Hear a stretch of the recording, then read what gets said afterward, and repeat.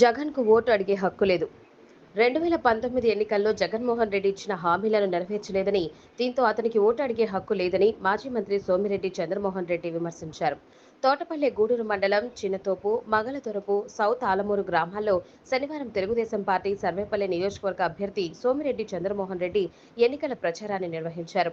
ఈ సందర్భంగా ఆయన మాట్లాడుతూ 2024 నాటికి మద్య నిషేధం చేస్తానన్న జగన్ నాసిరకం మద్యాన్ని రాష్ట్రంలో ఏరులై పారుస్తున్నాడని అన్నారు.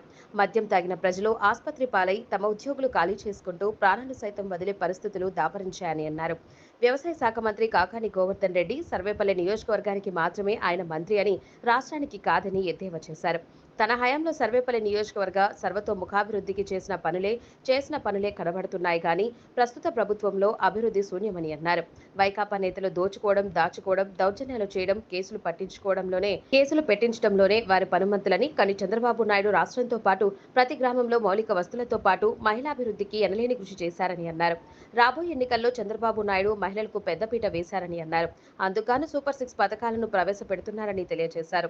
అరాచక పాలనకు చర్మగీతం పాడి రాష్ట్ర అభివృద్ధి ధ్యేయంగా పనిచేసే తెలుగుదేశం పార్టీకి మద్దతు ఇవ్వాలని సర్వేపల్లి నియోజకవర్గ తెలుగుదేశం పార్టీ అభ్యర్థి తనకు సైకిల్ గుర్తుపై, అలాగే తిరుపతి పార్లమెంట్ బీజేపీ అభ్యర్థిగా వరప్రసాదరావు కమల గుర్తుపై ఓటు వేసి ఆశీర్వదించాలని ఆయన కోరారు.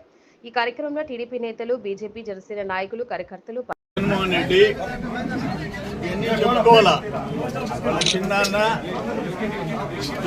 సిబిఐ దర్యాప్తు చేసి ఏమిచ్చింది కోర్టుకి? ఎవరు ముద్దాయిలు? నీకు ఆఖరాన నీ కోడికత్తి సీను దాంట్లో ఏం చెప్పింది? ఎన్ఐఏ, నేషనల్ ఇన్వెస్టిగేషన్ ఏజెన్సీ, వాడు అమాయకుడు, ఇదంతా కుట్ర లేదు, కుతంత్రాలు లేవు, నీ అభిమాని అని ఇచ్చింది. ఒక్క దాంట్లో ఉన్న మీకు నిజాయితీ ఉందా? తప్పుడు మాటలు మళ్ళీ ఇప్పుడు గులకరాయి పోటీ అని చెప్పేసి అదొక పెద్ద సీన్. ఈరోజు మీరు మేనిఫెస్టో పెట్టారు. నీ మేనిఫెస్టోకి విలువ ఎక్కడుంది? 45 సంవత్సరాలకు పింఛన్ ఇచ్చావా? 2019లో చెప్పావు మొత్తం అన్ని కులాలకి, బీసీలకి, ఎస్సీలకి అందరికి 45 ఏళ్ళకి పింఛన్ అన్నావు, ఇచ్చావా? 2024కి మద్యాన్ని నిషేధించి అక్క చెల్లెల్ని ఓట్లు అడుగుతానన్నావు, నిషేధించావా? కరెంటు ఛార్జీలు తగ్గిస్తాను భారీగా ఒకటే చంద్రబాబు నాయుడు గారు ఎక్కువ రేట్లు పెంచేసేసి బాదుడే అన్నావు. నువ్వు 8 సార్లు 9 సార్లు పెంచావు. ఏ మాటలో నీకు నిజాయితీ ఉందని చెప్పి అడుగుతా ఉంటా. ఆఖరణ ప్రజలు గెలిపించిన పరిపాలించమని 5 కోట్ల మందిని నీకు సచివాలయం, రాష్ట్ర సచివాలయంలో సెక్రటేరియట్లో నువ్వు ముఖ్యమంత్రి కూర్చొని పరిపాలించి కుర్చీని తాకట్టు పెట్టావు.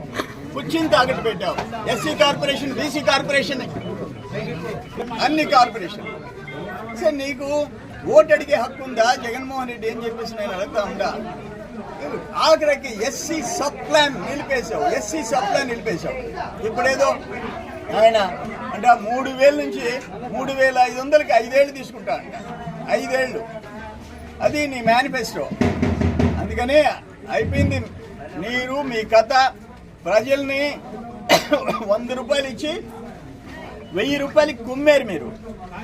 ఏది దేంట్లో చెప్పండి? దేశంలో డీజిల్ పెట్రోల్ ధర నంబర్ 1 ఆంధ్రప్రదేశ్. డీజిల్ పెట్రోల్ ధర ఎట్లో పోయే ఇసుకని 1000 కోట్లు దోచేసుకున్నావు. ఎట్లో పోయే ఇసుకని కరెంటు మీద ఎన్నిసార్లు పెంచావు? 9 సార్లు పెంచావు. మందు తాగాలంటే, మందు తాగి చావాలంటే కూడా నీ మందు 150 నుంచి 250, 350, 24 అవర్స్ సప్లై. హాస్పిటల్స్ ఫుల్, జోబిలో క్యాష్ నిల్, ఆరోగ్యాలు మొత్తం పతనం. ఇది మీ 5 ఏళ్ల పరిపాలన. ఇంకైనా మారండి జగన్మోహన్ రెడ్డి. మిగిలిన శేష జీవితం అన్నా ఒక నిజాయితీగా బతకండి. ఓకే.